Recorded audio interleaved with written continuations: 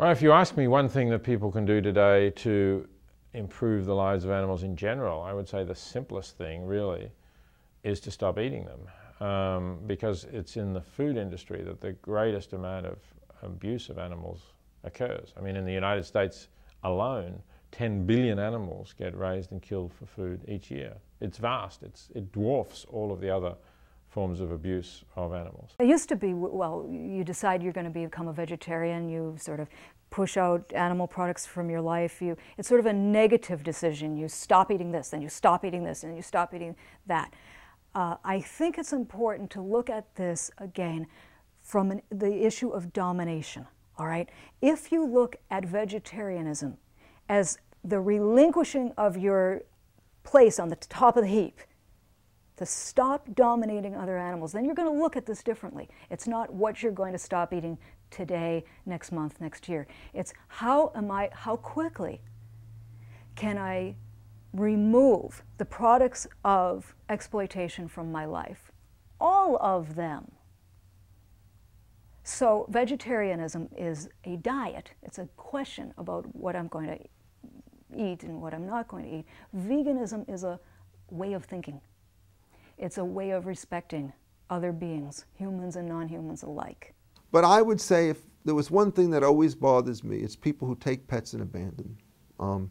And that becomes a form of gratuitous behavior, and that you really have an obligation when you keep an animal to take care of it and to make sure that its offsprings are well cared for, or to make sure that it can't have offsprings. If you just want to help animals in a general way, then you have to stop eating them. That's the #1 thing that you can do, and it will also help global warming, by the way. Second, now, if you're talking about law, the thing you need to do is you need to let your representatives at the state and local and national level know that issues around non-human animals are very important to you, and that you want them to vote the right way, support the right bills. The vast, vast majority of people I speak to from wherever in the world simply have absolutely no idea that there is a scientific question against animal research. Please make sure that your opinions on whether research involving chimpanzees is futile or is a necessary evil is an informed opinion. I don't think that chimps will continue to be used in entertainment for very much longer. But just don't go to movies that have them in there. Make the sort of financial $ vote that that you're just not going to support it, and write to companies when you see them in ads. It's a little thing you can do, but every voice that a company hears from saying this is not good, I'm not going to buy your product, it does make a difference. And companies have pulled ads because of public outcry. Just being kinder to animals in your life. I mean, there are so many times when you'll see an animal struggling or being mistreated or locked up in a hot car or an injured pigeon on the side of the road. Stop and take care of that animal.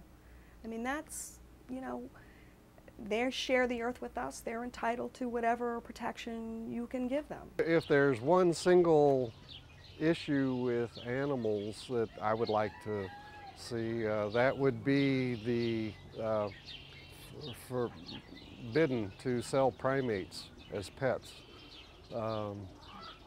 I can't tell you how many calls the zoo has gotten, take my monkey, you know, I'm tired of it now, you know, type thing. So that's true with a lot of exotic animals. My view is whatever else you're doing, if you're not a vegan, I don't understand what you're doing. I don't understand why you care.